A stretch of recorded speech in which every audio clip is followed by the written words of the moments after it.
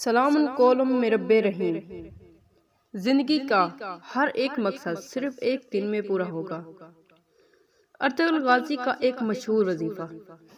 بسم اللہ الرحمن الرحیم۔ السلام علیکم ورحمۃ اللہ وبرکاتہ۔ میرے پیارے بھائیوں اور بہنوں، کیسے ہیں؟ امید کرتی ہوں اللہ پاک کے فضل و کرم سے ٹھیک اور خیر سے ہوں گے۔ 1000 سال سے چھپی یہ تصویر، جو بھی پڑھے گا اس کا ہر ناممکن کام ممکن میں بدل جائے گا۔ آج جو قیمتی وظیفہ میں آپ کو بتانے جا رہی ہوں، یقین کیجئے اس وظیفے کی اتنی فضیلتیں ہیں، اس کی اتنی طاقت ہے، اس وظیفے کو کرنے کے بعد آپ کے تمام بگڑے کام بن جائیں گے۔ اور یہ وظیفہ، یہ وہ دعا ہے جس کو کرنے سے آپ کی زندگی میں ہر مشکلات اور پریشانی دور ہو جائے گی۔ آپ کی زندگی میں خوشیاں اور بہار آ جائیں گی۔ آپ کے نیک دلی خواہشات اور حاجتیں پوری ہو جائیں گی۔ اس وظیفے کو حضرت ارطغرل غازی رحمۃ اللہ علیہ کیا کرتے تھے۔ ارطغرل غازی آپ نے ٹی وی یا ڈرامے والا نہیں سمجھ لینا۔ اصل میں حضرت ارطغرل غازی رحمۃ اللہ علیہ شخصیت تھی جنہوں نے کسی بھی جنگ میں شکست نہیں کھائی، ہمیشہ انہیں کامیابی ہی ملی۔ وہ یہ وظیفہ کیا کرتے تھے جو آج میں آپ کو بتانے جا رہی ہوں۔ اب سوال یہ ہے کہ مجھے کیسے پتا چلا کہ حضرت ارطغرل غازی رحمۃ اللہ علیہ یہ وظیفہ کیا کرتے تھے؟ وہ یہ تسبیح پڑھا کرتے تھے۔ یہ بہت طاقتور تسبیح ہے۔ جس نے بھی یہ وظیفہ کیا وہ کبھی مایوس نہیں ہوا۔ یہ وظیفہ مجھے پتا چلا خصوصاً حکم کتاب سے، اور جسے ابن العربی نے لکھا۔ اب ہم وظیفے کی طرف آتے ہیں، دعا کی طرف آتے ہیں کہ کیسے وہ پڑھا کرتے تھے۔ انشاءاللہ تعالی آپ بھی اس دعا کو پڑھو گے، اس وظیفے کو کرو گے۔ اس کا ایک خاص طریقہ ہے، وہ بھی آپ کو بتاؤں گی۔ اگر آپ اس طریقے سے کرو گے تو انشاءاللہ آپ کے بگڑے کام بن جائیں گے۔ حضرت ارطغرل غازی رحمۃ اللہ علیہ نے کوئی بھی جنگ میں شکست نہیں کھائی۔ تاریخ اٹھا کر دیکھ لے، ان کو ہمیشہ کامیابی ہی ملی ہے۔ انشاءاللہ آپ کو بھی کامیابی ہی ملے گی۔ وہ خود بتاتے ہیں کہ وہ یہ وظیفہ کرتے تھے۔ اگر آپ کو اس بات میں تھوڑا سا بھی شک ہے تو آپ خود خصوصاً الحکم، یہ کتاب کا نام ہے، آپ یہ کتاب پڑھ سکتے ہیں۔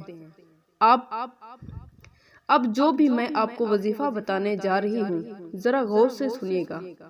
اب آپ کے ذہن میں کچھ شک نہ رہے تو میں چھوٹی چھوٹی چیزیں بھی آپ کو بتانا چاہوں گی۔ اس وظیفے کو آپ کس وقت کر سکتے ہیں؟ اس وظیفے کو ویسے تو آپ کسی بھی وقت کر سکتے ہیں، لیکن اگر آپ کسی نماز کے بعد کر لو تو زیادہ بہتر ہوگا، کیونکہ یہ خاص وظیفہ ہے، یہ خاص دعا ہے۔ کیونکہ جب آپ نماز کے بعد کرو گے تو اس وقت آپ کا وضو بھی ہوگا، آپ نے ذکر و اذکار بھی کیا ہوگا۔ جب آپ ذکر و اذکار کر کے، اللہ پاک کو یاد کر کے، اللہ پاک کی عبادت کر کے، اللہ پاک سے کچھ مانگتے ہیں اور کچھ خاص عمل یا پھر کچھ خاص وظائف کرتے ہیں تو ان کا زیادہ فائدہ ہوتا ہے اور اس کا اثر بھی ہوتا ہے۔ اگر آپ کسی نماز کے بعد کر لیں تو بہت زیادہ بہتر ہوگا، تو ان کا زیادہ فائدہ ہوتا ہے، زیادہ ان کا اثر ہوتا ہے۔ اگر آپ کسی نماز کے بعد کر لیں تو بہت بہتر ہوگا۔ ویسے تو آپ کسی بھی وقت یہ وظیفہ کر سکتے ہیں، جب بھی آپ کو وقت ملے، کوئی پابندی والی بات نہیں۔ اس دعا کو، اس وظیفے کو کوئی بھی کر سکتا ہے، بغیر کسی کی اجازت کے۔ کوئی بھی جو چاہے اس وظیفے کو کر لے، مرد بھی کر سکتا ہے، عورت بھی کر سکتی ہے۔ اگر کوئی عورت کرنا چاہے، اس کی زندگی میں بہت مشکلات ہیں، وہ بھی اس وظیفے کو کر لے۔ انشاءاللہ اس عورت کی جو بھی مشکلات ہوں گی وہ دور ہوں گی اور اس عورت کو کامیابیاں ملیں گی۔ اس طرح کوئی مرد کرے، اس کو بھی کامیابیاں ملیں گی۔ ناظرین، اسلام امید کا مہذب ہے۔ اسلام کی تمام تعلیمات امید اور حوصلے کا سبق دیتی ہے۔ بظاہر مشکل اور ناکام نظر آنے والے حالات بھی اسلام امید کا دامن تھامے رکھنے کا سبق دیتا ہے۔ شام کے اندھیرے میں صبح کی روشنی کی خوشخبری سناتا ہے۔ قرآن کریم کی سورہ نمبر 4 میں اہل ایمان کو مخاطب کرتے ہوئے ارشاد ہوا، اور تم اللہ سے وہ امید رکھتے ہو جو امید وہ کفار نہیں رکھتے۔ کیونکہ اسلام میں مایوسی کو حرام قرار دیا گیا ہے۔ قرآن حکیم میں ایک پیغمبر نے یہ تعلیم دی ہے، تم اللہ کی رحمت سے نا امید نہ ہو۔ اللہ کی رحمت سے صرف منکر ہی نا امید ہوتے ہیں۔ القرآن کریم اس آیات کے مطابق انسان کو کسی بھی حالات میں مایوس نہیں ہونا چاہیے، حالات چاہے کتنے بھی خراب نظر کیوں نہ آئیں، لیکن مسلمان پر فرض ہے کہ وہ آخری وقت تک اللہ تعالیٰ کی جانب سے خیر کی توقع رکھے اور اللہ پاک سے دعا کرتے رہا کرے۔ بہت سے لوگ دوسروں کی دولت کو دیکھتے ہوئے حسرت بھری زندگی گزارتے ہیں اور اسی حال میں مر جاتے ہیں، جب قناعت انسان کو اس قابل بناتی ہے کہ جو کچھ نہیں ملا اس کے غم میں خود کو ہلکان نہ کرو، بلکہ اپنے اللہ سے اس کے ملنے کی امید رکھو، اپنے رب پر بھروسہ رکھو، کیونکہ وہی پوری کائنات کا خالق ہے اور مالک ہے، جو طریقی میں بھی روشنی کی کرن دکھاتا ہے، وہ وہاں بھی امید کی کرن دکھاتا ہے جہاں دوسرے لوگ ہمت ہار بیٹھتے ہیں۔ اسی لیے ہمیں ہر حال میں اللہ پر بھروسہ رکھنا چاہیے اور اپنی مصیبتوں اور پریشانیوں کے حل کے لیے اپنے رب سے دعا گو رہنا چاہیے۔ اب میں آپ کو وظیفہ بتانے لگی ہوں۔ انشاءاللہ تعالی اس وظیفے سے فائدہ ہی فائدہ ہے، کامیابیاں ہی کامیابیاں ہیں۔ وظیفہ بت آنے سے پہلے میرے پیارے ناظرین، جو بھی میرا بھائی بہن کسی بھی سبب سے پریشان ہے، کسی بھی بڑی سے بڑی مصیبت مبتلا ہے، روزی کاروبار، پسند کی شادی، بندش، جادو جیسی کوئی بھی مشکلات میں گرفتار ہیں، تو یہ وظیفہ کرنے سے ان کی تمام مشکلات دور ہو جائیں گی، ان کے تمام مسائل حل ہو جائیں گے۔ تو چلیے اب ہم وظیفے کی طرف بڑھتے ہیں۔ آپ کو یہ وظیفہ کس طرح کرنا ہے اور وہ کون سی دعا ہے جو آپ نے پڑھنی ہے، مکمل طریقہ میں آپ کو بتاؤں گی۔ انشاءاللہ یہ ویڈیو آپ کی زندگی بدل دینے کے لیے کافی ہوگا۔ پیارے بھائیوں اور بہنوں، سب سے پہلے آپ نے جو اس وظیفے کی شروع میں پڑھنا ہے وہ درود پاک ہے۔ آپ چاہیں 3 مرتبہ پڑھیں، 11 مرتبہ پڑھیں، 21 مرتبہ پڑھیں اور 100 مرتبہ پڑھیں، جتنا آپ کو مناسب لگتا ہو، جتنا آپ میں ہمت ہے، جتنا آپ کو پڑھنا چاہتے ہیں، آپ اتنی مرتبہ درود پاک پڑھ لیں۔ درود پاک آپ کو کوئی بھی پڑھ سکتے ہیں، آپ چاہیں تو نماز والا درود پاک پڑھ لیں، یعنی درود ابراہیمی بھی آپ پڑھ سکتے ہیں۔ اللہ کا کلام برحق ہے، اسی لیے جو بھی وظائف کریں پورے یقین کے ساتھ کریں، اللہ آپ کے تمام مسائل، تمام مصیبتیں اور پریشانیاں حل کر دے گا۔ تو اب ہم وظیفے کی طرف چلتے ہیں۔ آپ کو سورہ اخلاص کو 100 مرتبہ پڑھنا ہے۔ 100 مرتبہ سورہ اخلاص کو آپ نے مکمل پڑھنا ہے۔ اگر زیادہ ہو گیا تو کوئی حرج نہیں، اگر 100 سے کم مرتبہ پڑھا تو پھر آپ کا وظیفہ قبول نہیں ہوگا۔ آپ کو مکمل 100 مرتبہ سورہ اخلاص پڑھنی ہے۔ جو شخص اس سورت کو 50 مرتبہ پڑھ لے تو اس کے 50 سال کے گناہ معاف ہو جائیں گے۔ پیارے بھائیوں اور بہنوں، اس سورت کو روزانہ کم از کم 1 مرتبہ یا 11 مرتبہ آپ پڑھیں، انشاءاللہ آپ کو بہت زیادہ فائدہ ہوگا۔ جو شخص سورہ اخلاص کو 10 مرتبہ پڑھ لے گا تو اللہ تعالیٰ اس کے لیے جنت میں ایک محل تعمیر کرے گا۔ سبحان اللہ، کتنی مبارک یہ سورت ہے۔ جو شخص اس سورت کو 50 مرتبہ پڑھ لے اس کے 50 سال کے گناہ معاف ہو جاتے ہیں۔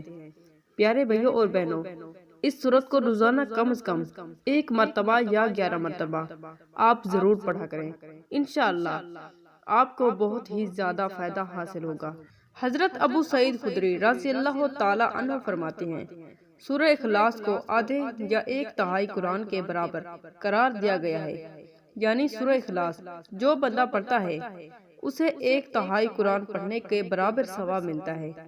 آپ نے سورہ اخلاص کو 100 بار پڑھنا ہے، 100 بار آپ نے مکمل پڑھنا ہے، لیکن اس کے جو کمالات ہیں انشاءاللہ آپ خود دیکھو گے، زیادہ سے زیادہ آپ کو سورہ اخلاص کے لیے 100 مرتبہ پڑھنے کے لیے 10 منٹ لگ جائیں گے، لیکن یہ وظیفہ بہت ہی خاص ہے۔ اب جو دعا میں آپ کو بتاتی ہوں، اس دعا کو آپ نے کتنی مرتبہ پڑھنا ہے اور کیسے پڑھنا ہے اور وہ کون سی دعا ہے، اسے بھی آپ اچھی طرح سیکھ لیں۔ جیسے ہی آپ سورہ اخلاص کو 100 مرتبہ مکمل پڑھ لیں، اس کے فوراً بعد آپ نے 111 مرتبہ اس دعا کو پڑھنا ہے، سلام قول من رب رحیم، اسی طرح آپ نے 111 مرتبہ اس دعا کو پڑھنا ہے، اور آخر میں جتنی مرتبہ درود پاک آپ نے پہلے پڑھا تھا اتنی مرتبہ آپ نے درود پاک آخر میں پڑھنا ہے۔ پیارے بھائیوں اور بہنوں، اب اس وظیفے کے آپ فائدے جان لیں۔ اس وظیفے کو پڑھنے کے بعد آپ کے ساتھ کیا کرشمے ہوں گے اور آپ کو کیا اس سے فائدے ہوں گے۔ نمبر 1 یہ ہے کہ اللہ تعالیٰ 300 غضب کے دروازے بند کر دے گا، یعنی دشمنی، قرض، فتنہ وغیرہ سے اللہ پاک آپ کو اپنی حفاظت میں رکھے گا۔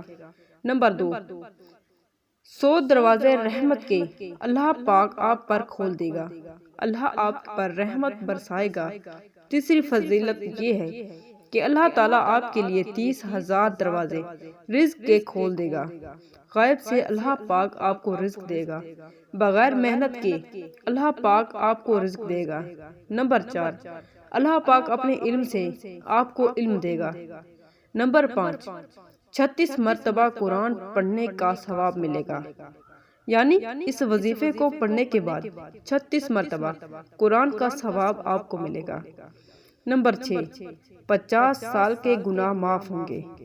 نمبر 7 اللہ پاک 20 بنگلے دے گا۔ نمبر 8 ہر بنگلے کے 70,000 دروازے ہوں گے۔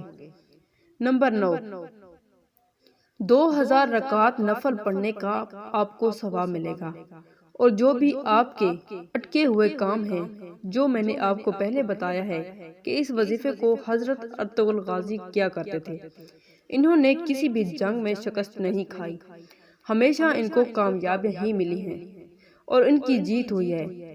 اس کے بعد آپ نے ایک کام کرنا ہے، اس وظیفے کو کرنے کے بعد آپ کا جو بھی مسئلہ ہے آپ کو وہ اللہ سے مانگ لینا ہے۔ انشاءاللہ اس وظیفے کی برکت سے آپ کی مشکلات جاتی رہے گی۔ آپ کو اس کے بعد خصوصی دعا بھی کرنی ہے۔ گناہ گاروں کو بخشنے والے اور عیبوں پر پردہ ڈالنے والے عظیم رب، سب مسلمانوں پر اپنا رحم کرم فرما، تنگ دستوں کو رزق میں وسعت فرما، ہمیشہ صبر اور شکر کرنے والا بنا دے، اور ہمیں تمام مصیبت اور پریشانیوں سے دور فرما۔ آمین ثم آمین۔ اگر ویڈیو اچھی لگی ہے تو اسے لائک کریں، شیئر کریں، چینل کو سبسکرائب نہیں کیا تو سبسکرائب کر لیں۔ جزاک اللہ۔